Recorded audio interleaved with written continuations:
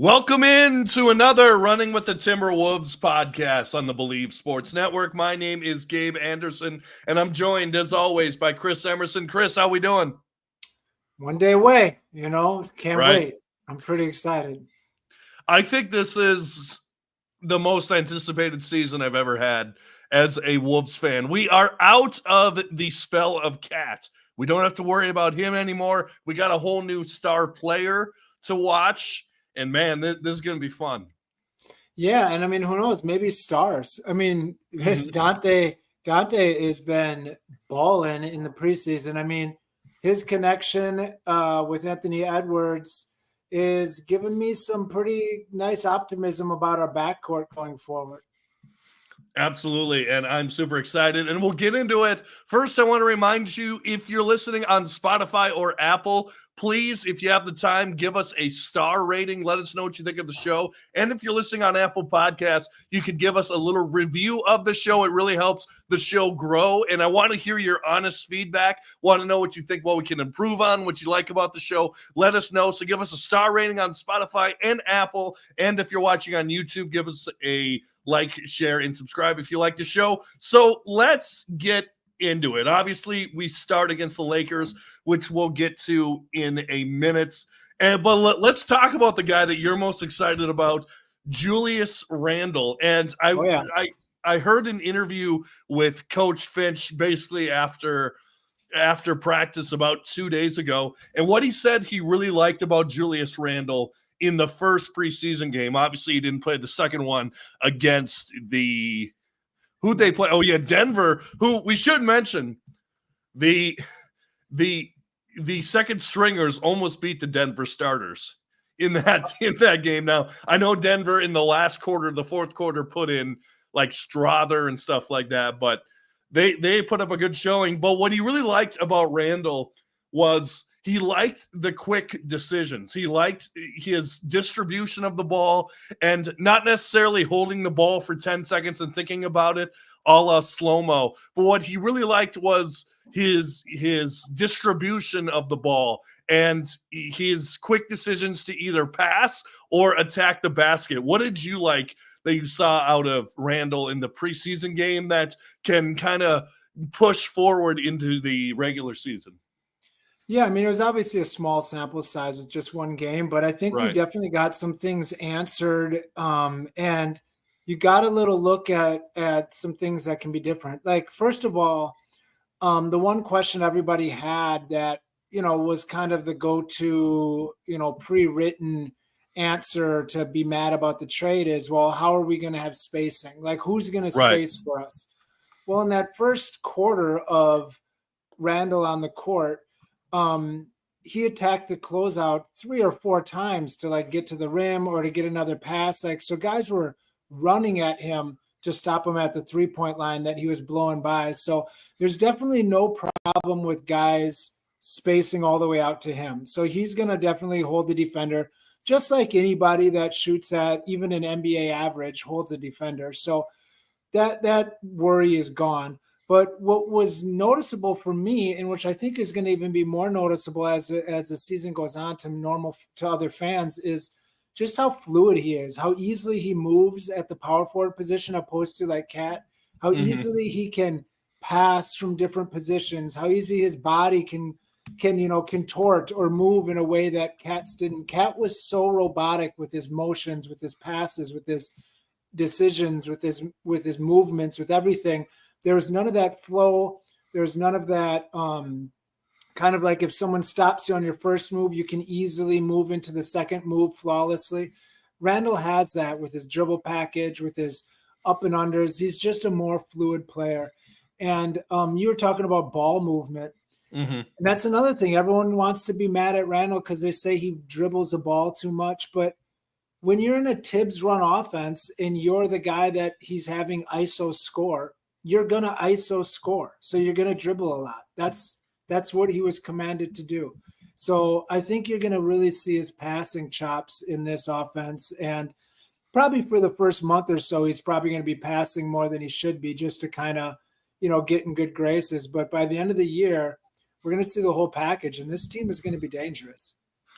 Yeah, and like Chris Finch was mentioning, like you were mentioning, just the ball movement. I almost wonder, and obviously small sample size, first preseason game, if with Randall on our hands, we almost have like a mini Jokic. I don't want to say a full Jokic, but a guy you can get the ball and hit open cutters, hit open players while still scoring 20 points a game. I mean, what people forget is Randall was an all-star last season, and I know they forget that because he got hurt. And the year before, I think.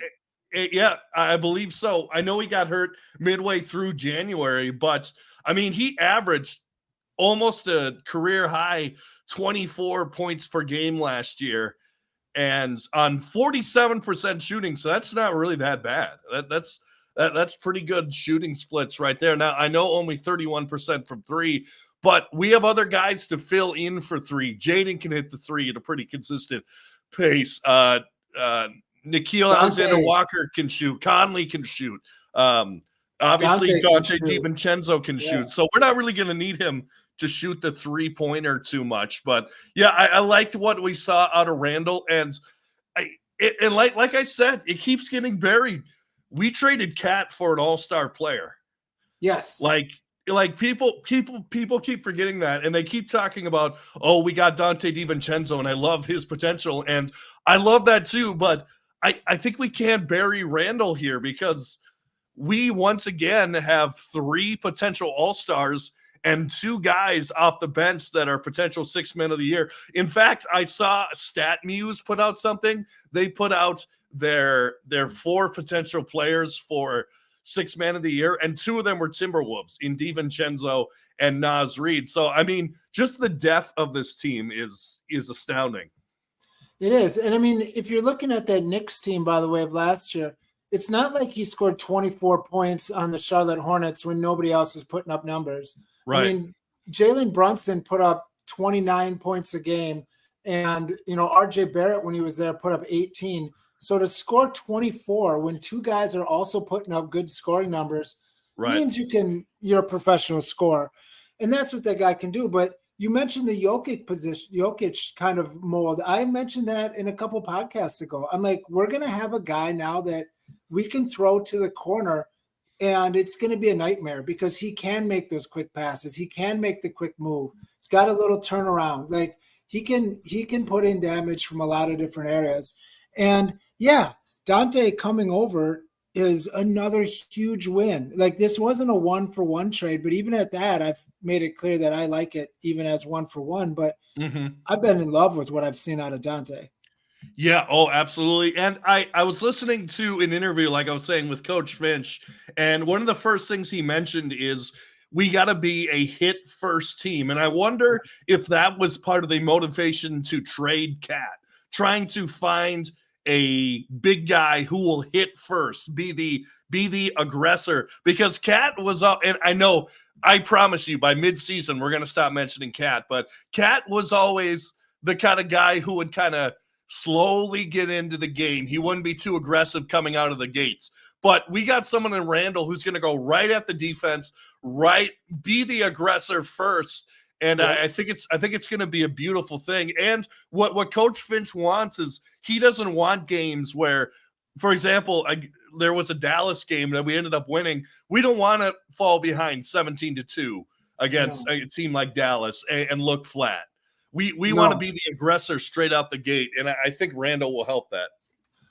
It's the whole team attitude, and that's something that Tim Connolly has now formed, and I think it's close to as finished as it can be right now. I mean, the team that we have right now that we put together is full of just hard-nosed guys. I mean, we've been saying it for a couple episodes now, so it feels a little like we're repeating ourselves, but Rudy Gobert is a hard nose every single day. He's going to get in your face. He's going to play hard every day. Anthony Edwards, same type of guy.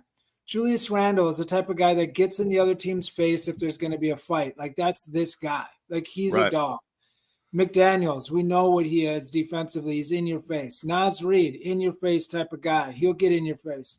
Dante DiVincenzo. I got to get that name down. It's all right. It's a long season. You'll get there. Yeah, it is. Dog, Mike Conley, dog. Alexander Walker, stud. Like, we've got the guys on this roster up and down that are all going to bring that same mentality. And we've moved away from the guys that would kind of finesse the game and try to, skill it and stuff like that. Like, we've got guys that are coming at you, and that's going to be our whole team makeup. And I'm going to love watching every minute of it. So let's get into one more thing that I want to talk about here. I mean, I got tons of more things, but yeah, Mike Conley, he was asked about late game offense, basically crunch time offense. Yep. And he said he wanted to get to the open option and not be too complicated and avoid turning over the ball, which I think are good things. So I just want to come out and ask you,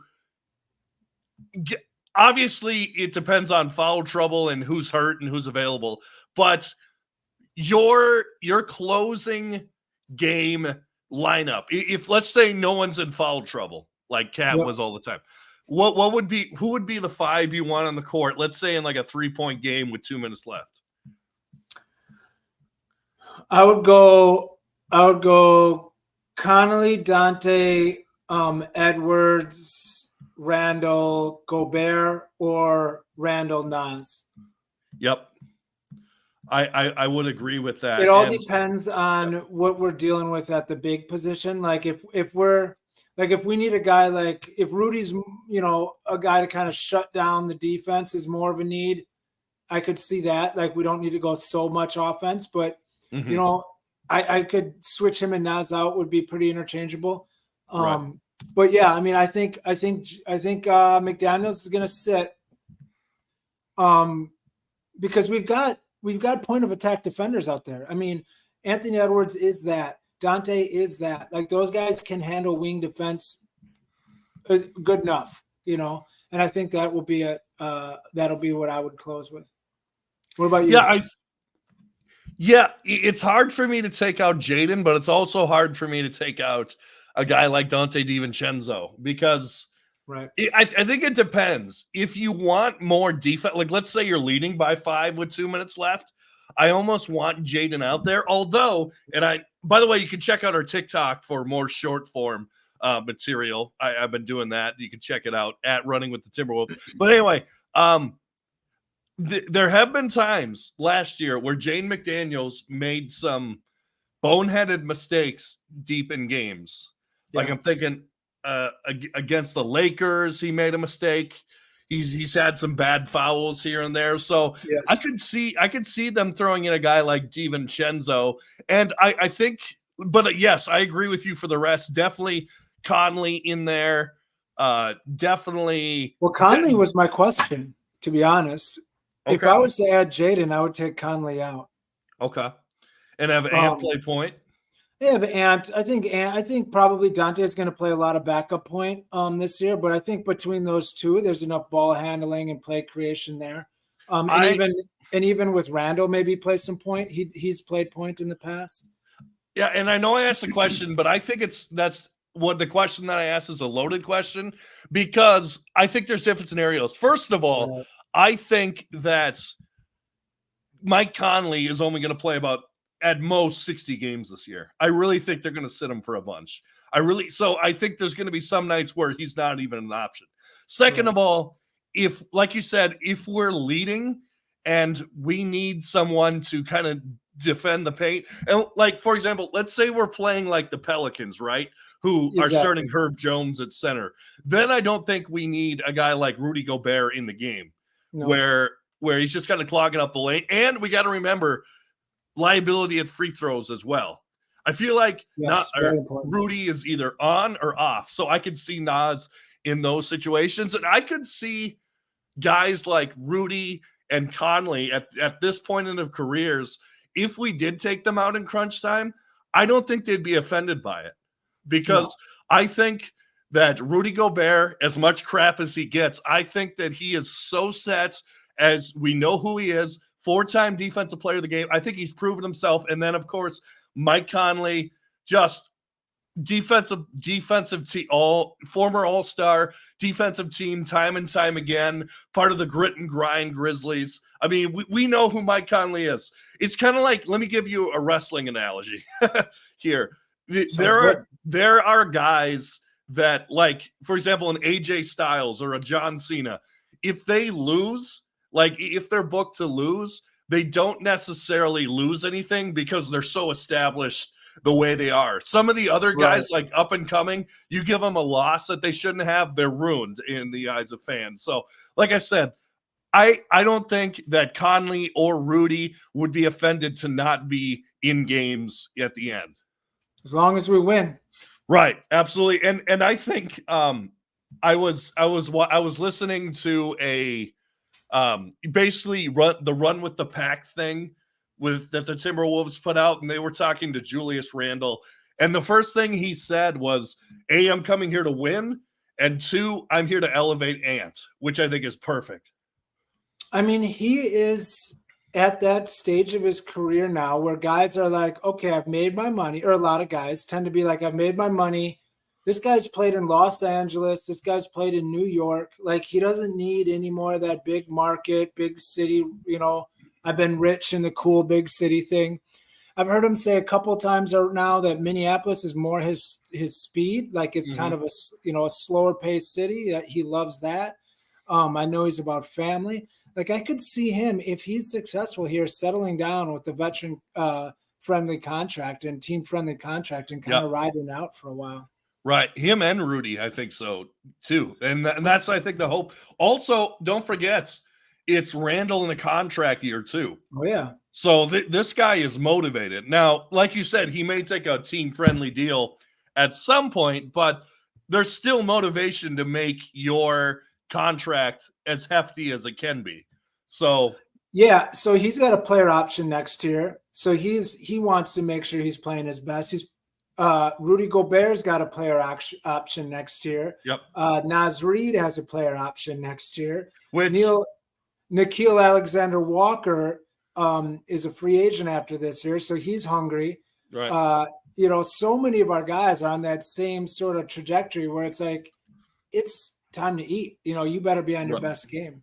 Right. And of those guys who I think are most likely to reject the player offer, particularly, or the player option, particularly if he has a good year like he did last year, I think that Nas probably rejects the play. I really think so. I think that the play for the smaller contract, which was great for us, was to just kind of weigh out your options a little bit, play well, prove yourself, and then go get a big contract and exit, which more power to him. I mean, the money wasn't really there that he was looking for.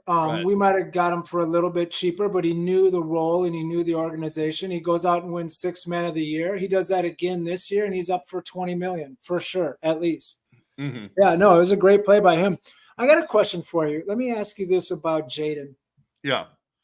So for the last couple of years, and I've been notoriously hard on him, but for the last couple of years, he's default the point of attack defender. Like, no matter who the other team's lead guy is that they have running the ball, if it's Luka, if it's Tatum, if it's a point guard, if it's whatever, Jaden McDaniels is guarding him.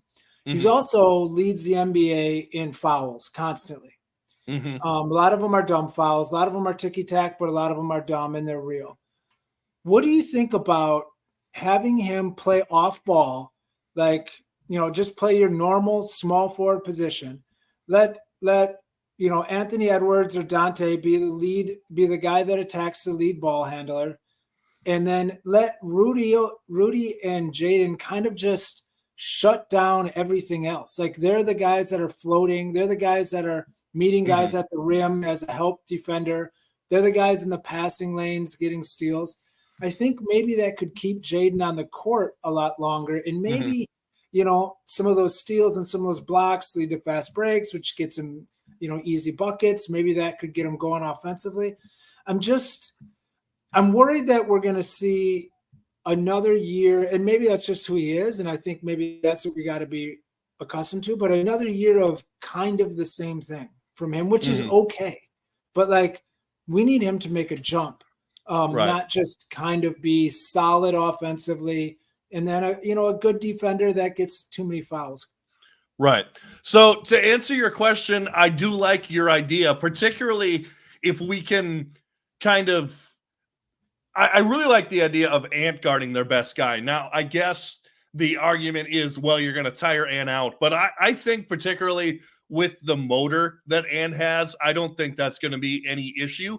And then, like you were saying, I like the idea of Jaden maybe like spot guarding their best guy, like from here to there. Like let's say, like we were talking about just a minute ago, we're up 3 with 2 minutes left to go. Boom, put Jaden on him right away. Let him shut him down. And maybe at that point, Jaden has 2 fouls rather than 4 or 5, and he can afford to be a little more aggressive. And I made a mistake here. I did a reach in. It's a side out of bounds. I'm fine. So I do Nickeil Alexander like Walker too. I keep forgetting about him. Another guy Nickeil, that's a point of attack defender. Right. And I am worried a little bit that. I mean, Jaden and Nickeil, there were times against Jamal Murray where they were so active, shutting guys down.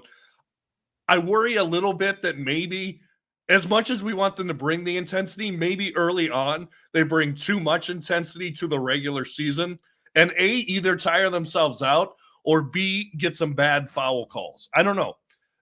That worries me a little bit. But that's to your idea. Maybe you put Jaden on the small forward, like, I don't know, like a Nicholas Batum, let's say we're playing the Clippers, and then he can just help and Sega. But that's the luxury that the Wolves have is Ant is so active defensively. DiVincenzo is so active defensively that you can really put anybody on their best guy. And particularly, maybe not as much DiVincenzo, but more Ant. I know for a fact. I mean, just look at the preseason game against Jalen Brunson. He wants to guard the best guy.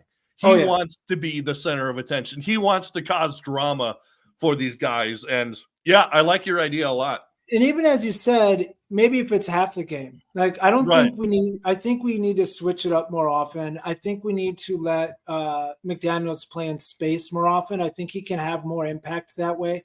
Because to be honest, I broke it down on a video here, but almost every star player that McDaniels lines up against, the game that he plays, he almost always the star player scores more than their average versus the Timberwolves. So we're not holding those guys down. So let's just keep playing him straight up and let him be more of an impact in other ways.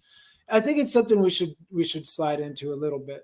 Right, I agree, and I like the point that you make. Like, for example, Rudy. Yes, he's defensive player of the year, but he basically has one job: control the paint and maybe get out on a couple jumpers. That's basically his job, and he does a great job on that. Maybe if you simplify things for Jaden McDaniels, maybe he gets more into his flow, and who knows, maybe, and I'm just speculating here, maybe that helps him on offense too. Like, we want him to make offensive breakouts. Maybe if you make it more simpler for him on defense, maybe save the legs a little bit. Maybe he's got a little more spring in the step. And I think that Jaden is the key to this whole thing. I really do. And I know that we have a bunch of depth and stuff like that, but if Jaden can be, now I'm not going to go so far and be Pippen, because come on, like he's shown some good games here and there, but your career high cannot be 25 if you're the Pippen to Anthony Edwards and Jordan. Yeah, not through 4 full seasons. Right. But I mean, but I think if Jaden can elevate his game just that much, then that might be an avenue for it. Let's switch gears here because we're running out of time a little bit. Not that like this is radio or anything, but we have the Lakers tomorrow, first game of the year. Can't wait. I can't wait either. And it's in prime time as well. We are one of the 4 teams that were chosen to be in prime time on opening night, which is pretty much an honor. I mean, obviously you're going to have the defending champs because they have ring night. And then the Knicks made sense. And then, of course, you got LeBron, so they're going to want that. And then you got us. It's the coronation of Anthony Edwards. So let's go over a few facts. The Wolves went 3-1 against the Lakers last year. The past 3 seasons, we've actually got to own the Lakers. We are 8-3 against the Lakers. LeBron versus the Wolves last season, pretty much averaged 25 points per game on 47.1 field goal percentage. And I think it's going to be important here for the Wolves to really make a statement on national TV. And I want to talk about, to start with, guarding. How do you think it's going to go? Who would you put on Anthony Davis? Because he really has dominated us in the past. Do you think it's Rudy's job? Would you see more Nas on him, a combination of both, or Randall? What do you think? I would kind of treat him the same way that we treat like Jokic. I would send a smaller guy. I'd send Randall to him, and then have Rudy kind of float. Because what is it? Rui Hachimura their power forward? Yeah, I believe so. Yeah. So like, let him show me that he can get 20 on me. Like if I'm kind of fading off him, if I'm having Rudy guard him and kind of fade off him a little bit, so I can double Anthony Davis. But one thing that we've got a lot better at now is rebounding. Like Karl Anthony Towns put some numbers up, but he wasn't like a really hard-nosed rebounder. And Randall's a pretty hard-nosed rebounder. So maybe we can clean up some of those Anthony Davis offensive rebound type buckets with some better team rebounding. We'll see. Right. Well, online, the Lakers depth chart on ESPN has LeBron at power forward and then Rui at small forward, but sure. I mean, doesn't really matter. Right, call that what you will, but yeah, that's fine. Yeah, I don't. Who do you would you put Jaden on LeBron? I think so. That or Ant. So here's what I'd put. Obviously, Conley on D'Angelo. Let's see here, and then I would put. I don't know, because they've got who do they start at the 2? Austin Reeves. So, yeah, I didn't know if they brought him off the bench. So, okay, so they got Austin at the 2. I mean, this might be one of those times where you have Jaden, just play the small forward. Let Ed, right? Because LeBron is so big, but yet he doesn't really like post guys up a lot. So maybe. He's so hard. I don't know. We'll see. Finch has got something in his plans. I'm excited to see what it is. And like I said, 8-3 in the last 3 years against the Lakers. Okay. So they run D'Lo, Reeves, Hachimura, LeBron, Davis, and then off the bench they got. Honestly, off the bench it gets pretty thin, to be honest. Gabe Vincent, who had a terrible year last year, Max Christie, the wild card is Dalton Connect, who they took in the first round from Tennessee. And then Bronny, which that doesn't scare me at all. Let's speak completely. Yeah, no, they're kind of toast after. They're hoping for some veteran buyouts, I think. Yeah, I think so. About 4 and then, of them. Yeah. And then they have Jackson Hayes, who's a decent player. I don't know. But I don't know. I'm not too worried about this game. Now, obviously, last year, the Wolves started out against the Toronto Raptors and lost on the road, which they do in Toronto. They haven't lost one in Toronto since like 2004. So, I mean, that was nothing new. I think the wake up last year, and I'm hoping the Wolves can avoid it this year, was that game. I think it was the 3rd game of the year where they played Atlanta, and they were up. They were what, like 25 at half or something? 25 at half, and then got blown out in the second half, which, interestingly enough, that game was featured on the Starting 5 documentary for some reason. Well, I think it was because Ant went back to Atlanta. They're doing the big shoe reveal. And yeah. So there was that game. But honestly, I think that was the wake-up call, because a little bit after that, they go on, or I think they beat the Nuggets, and then they beat the Celtics at home. They had that little homestand where they did well, and then it was also, so I don't know what happened in the locker room after that game, but something happened. And I'm hoping we can avoid a start like that starting this year. Yeah, I mean, sometimes teams they listen to the press a little bit much, and Anthony Edwards was the next Michael Jordan, and we're the team to beat. Like, we've heard that stuff before, and sometimes you need a little humble pie. So let's hope this year we come out with a different attitude and we're just dominant from the start. Yeah, and And then after that, we got the Kings on the road, hoping we don't like the beam. And then we got the Toronto Raptors at home. Grady Dick and the boys coming to town. They're going to be a pretty bad team this year, so that should be a very easy win.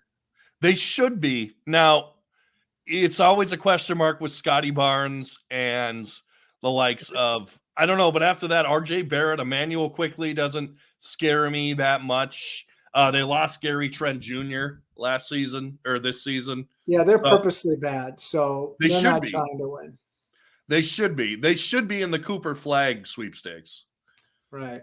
Is what I believe. Capture the flag, I believe it's called. Capture the flag, absolutely. And a team that shouldn't be in that, if all things go well, are the Minnesota Timberwolves. And we will be covering them all season long. So make sure you keep tuned to Running with the Timberwolves on Spotify, Apple, YouTube. Give us a rating on Spotify and Apple, and give us a comment on YouTube. Chris, thanks so much for being here. Hey, no problem, man. Tomorrow's going to be a beautiful day. It will be a beautiful day. I'll have a spring in my step tomorrow. That's and it all starts with playing basketball tomorrow morning at 6 a.m. So it'll be a full day. Anyway, this is the Running with the Timberwolves podcast on the Believe Sports Network. And as always, go Wolves.